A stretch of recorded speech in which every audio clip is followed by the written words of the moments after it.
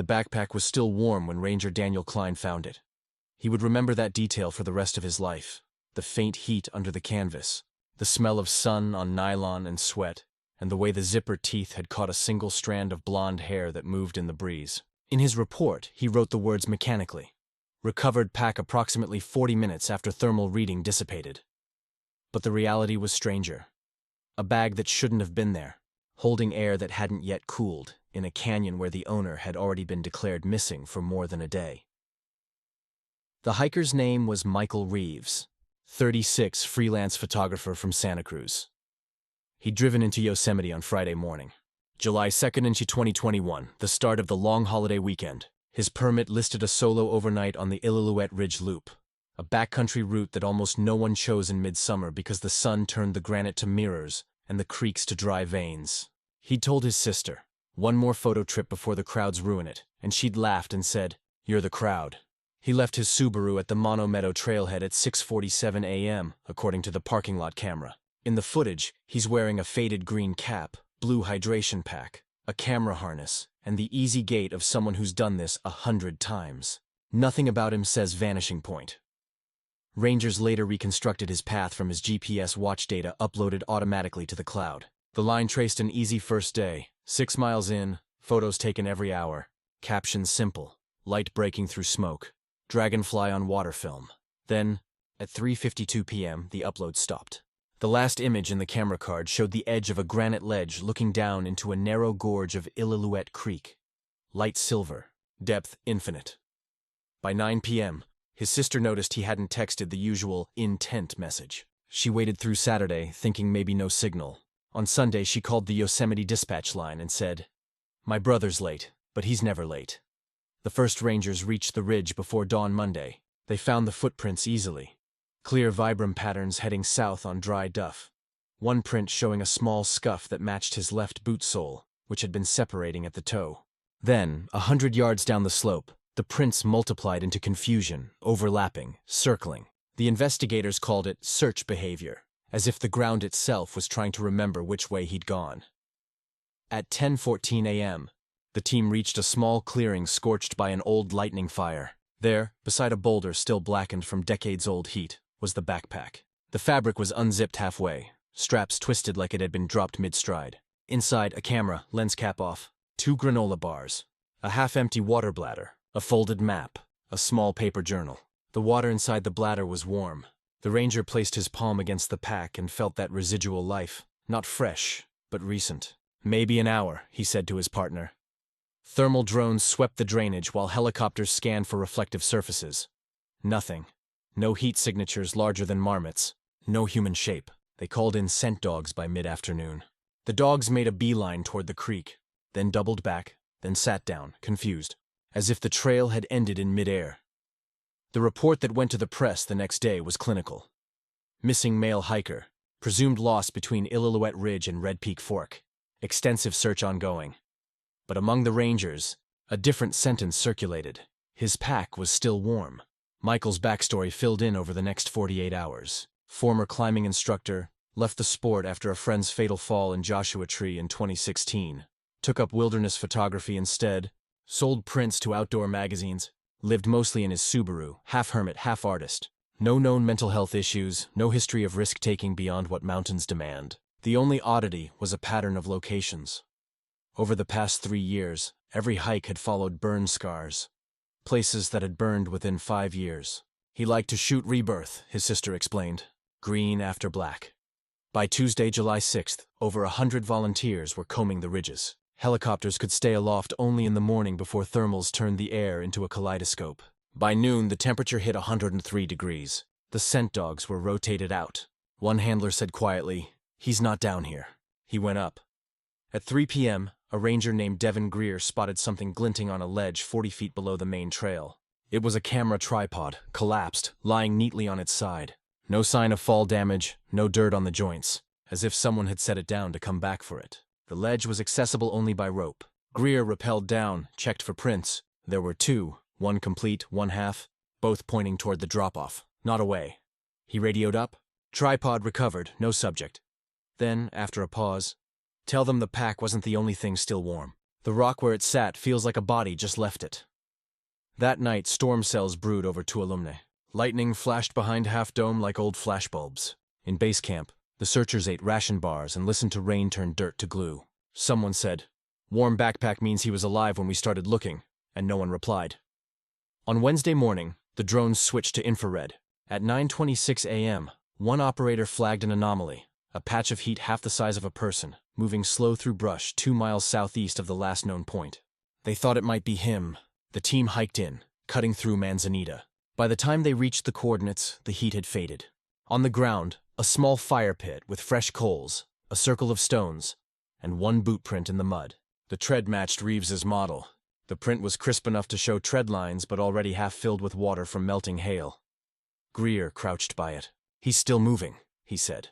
They widened the perimeter, every drainage, every deer path. On Friday, one of the canine units barked at a patch of ferns near the streambed. Beneath them, a torn page from the paper journal in the pack, the top half missing. The remaining words read like a photograph described instead of shown. "Light is different here. Not skylight. Ground light. Comes up from below." By Saturday, July 10th, the search was in its 6th day. Rangers rotated out, exhausted. The forest steamed after every storm.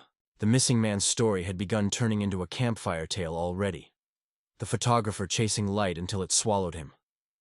That evening, as dusk bled into the valley, Greer and Klein hiked the drainage one last time before dark. At 7:42 p.m., the radio crackled. "Found something."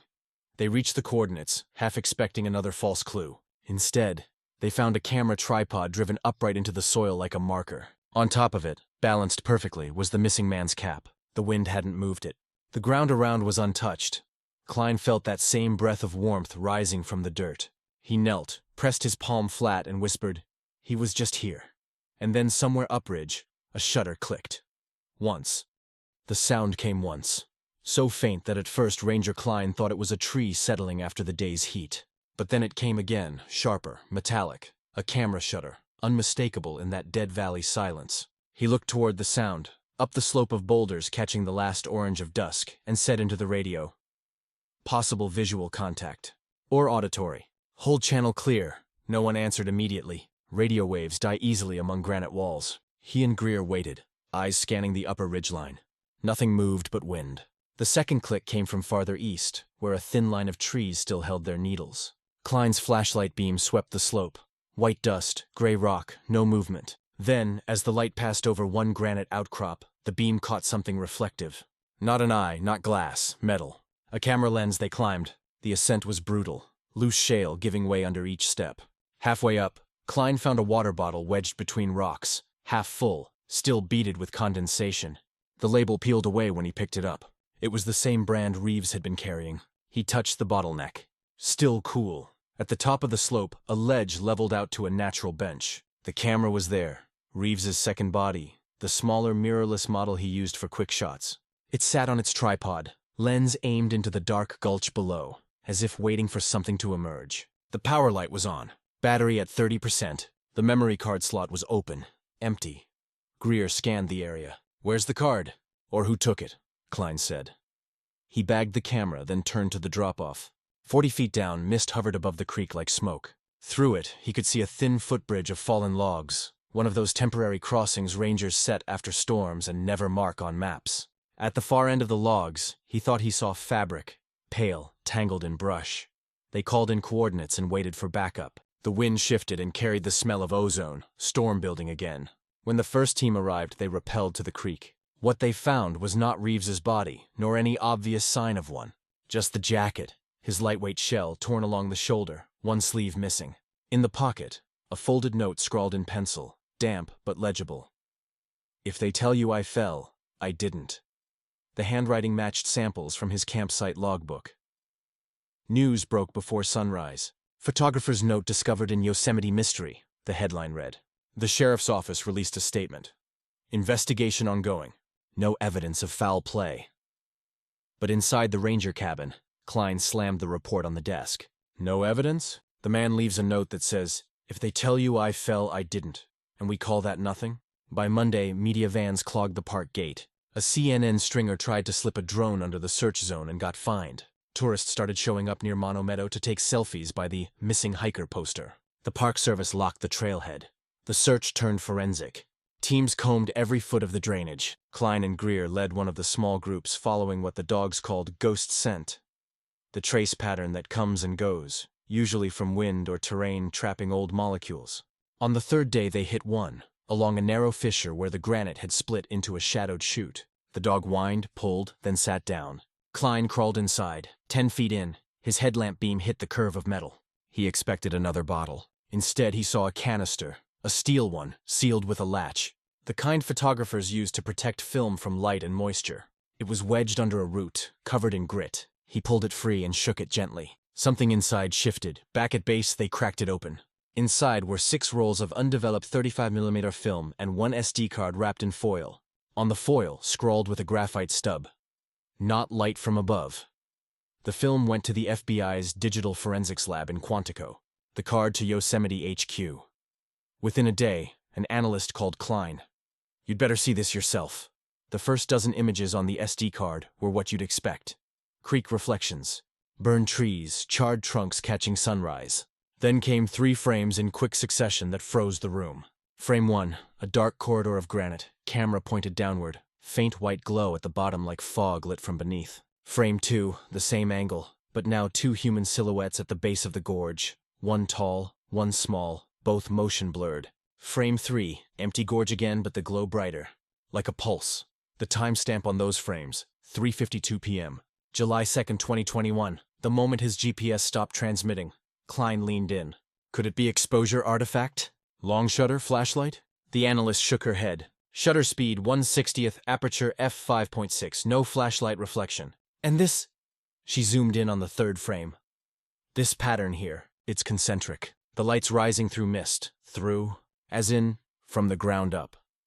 The 6 rolls of film, when developed, told another part of the story. Most of the shots were underexposed, black except for thin slashes of silver. The final frame of the final roll showed an overexposed image.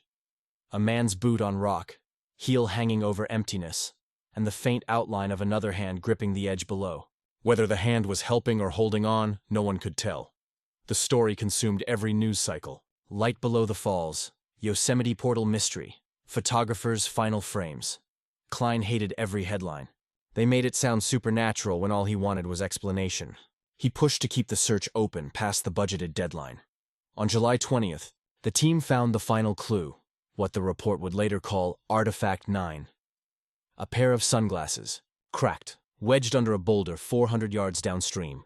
The lenses were coated in silt, but on one side, near the hinge, a line of melted plastic spelled M. Reeves. When Klein picked them up, the frames bent slightly in his hands. Warm again, not from sun. There hadn't been sun in that shadow all morning. He stared at the river, the black run of meltwater gliding between stones, and for the first time thought maybe the photographer hadn't meant the words metaphorically. Not light from above. That night he camped alone at the search base. Around 2:01 a.m., he woke to a faint metallic click. Not thunder, not an animal. The sound of a camera shutter, closed this time, right outside his tent. He stepped out with his flashlight. The meadow was empty, silver with moonlight. On the folding table near the fire pit sat a single Polaroid, still developing, its colors bleeding into form. When the image cleared, it showed Klein himself, standing in the tent flap, flashlight in hand, expression caught between confusion and fear. The shot had been taken seconds before he found it. He radioed command. Possible intrusion at base. Evidence left behind. His voice shook, not from fear exactly, but from the sense that he'd just stepped into someone else's frame. In the morning, the photo was bagged, dusted. No prints. The chemical analysis said the film batch was discontinued 10 years ago. Klein wrote in his notebook, "If he isn't dead, he's still taking pictures." Over the next week, the park quieted. The story faded from national news.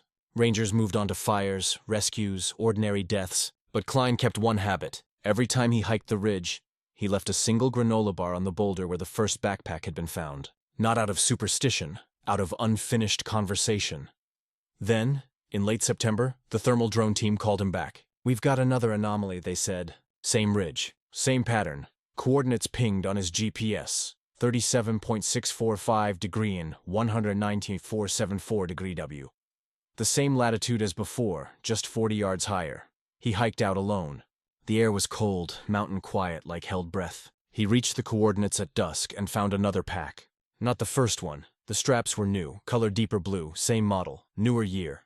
Inside, a half-empty water bladder, 2 granola bars, a journal. On the first page, written in block letters, "Back to finish the shot." Found the light again. M.R. Klein closed the notebook and felt the faint warmth on the cover. He turned toward the canyon. Far below, the last light was rising. Orange, circular, slow. He whispered, "Not from above," and the shutter clicked once more. The shutter echoed across the gorge, quick and metallic, swallowed immediately by the wind. Klein froze. He'd left no cameras running. He scanned the ridge, empty stone, dry grass, whispering. The glow below brightened, pulsing faintly through mist, orange bleeding to white. He switched off his headlamp and crouched. The light didn't fade. It breathed, as though alive. It pulsed once, twice, then thinned, retreating back toward the creek. A low vibration rolled under his boots, subtle as distant thunder. Then nothing.